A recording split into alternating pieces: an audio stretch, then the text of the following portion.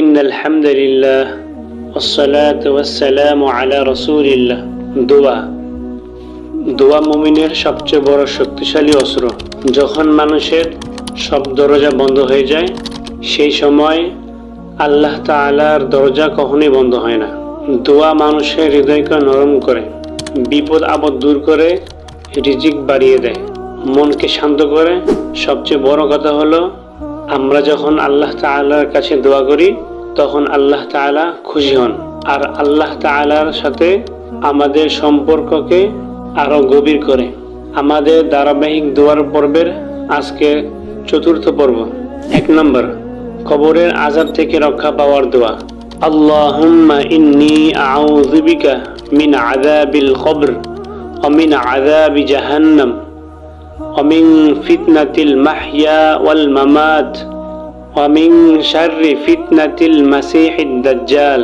অর্থাৎ, হে আল্লাহ, আমি আপনার কাছে আশ্রয় চাই কবরের আযাব থেকে, জাহান্নামের আযাব থেকে, জীবন মৃত্যুর পরীক্ষার ফিতনা থেকে এবং দাজ্জালের ফিতনার অনিষ্ট থেকে। 2 নম্বর, নেক আমল কবুল হওয়ার দোয়া।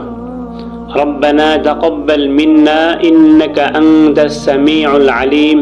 অর্থাৎ, হে আমাদের প্রতিপালক, আমাদের থেকে কবুল করুন, নিশ্চয়ই আপনি সর্বস্রষ্টা, সর্বজ্ঞ।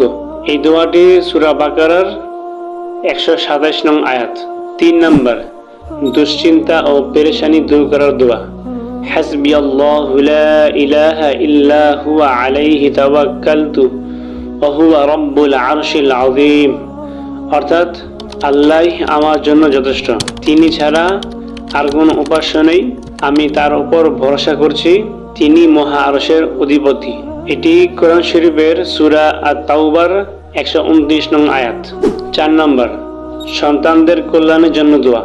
রব্বানা ওয়াজআলনা মুসলিমাইনি লাকা ওয়া মিন যুররিয়্যাতিনা উম্মাতাম মুসলিমাতাল লাক ওয়া আরিনা মানাসিকানা ওয়া তুব আলাইনা ইন্নাকা আনতাত তাওয়াবুর রহিম। অর্থাৎ, হে আমাদের রব, আমাদেরকে আপনার অনুগত করুন এবং আমাদের বংশধরের মধ্য থেকে আপনার অনুগত জাতি বানান। আমাদের ইবাদতের নিয়মকানুন শিক্ষা দিন এবং আমাদের অপরাধ ক্ষমা করুন, নিশ্চয়ই আপনি অত্যন্ত ক্ষমাশীল, পরম দয়ালু। সূরা বাকারা আয়াত নং 128। 5 নম্বর, আল্লাহর প্রতি কৃতজ্ঞতা প্রকাশের দোয়া। রব্বানা লাকাল হামদু কামা ইয়ানবাগি লি জালালি ওয়াজহিকা ওয়া আযীমি সুলতানি। অর্থাৎ, হে আমাদের রব, আপনার জন্য সমস্ত প্রশংসা যেমনটি আপনার সত্তার জন্য শোভন এবং আপনার মহান রাজত্বের জন্য উপযুক্ত। প্রিয় দর্শক, জীবনে দোয়ার গুরুত্ব অপরিসীম।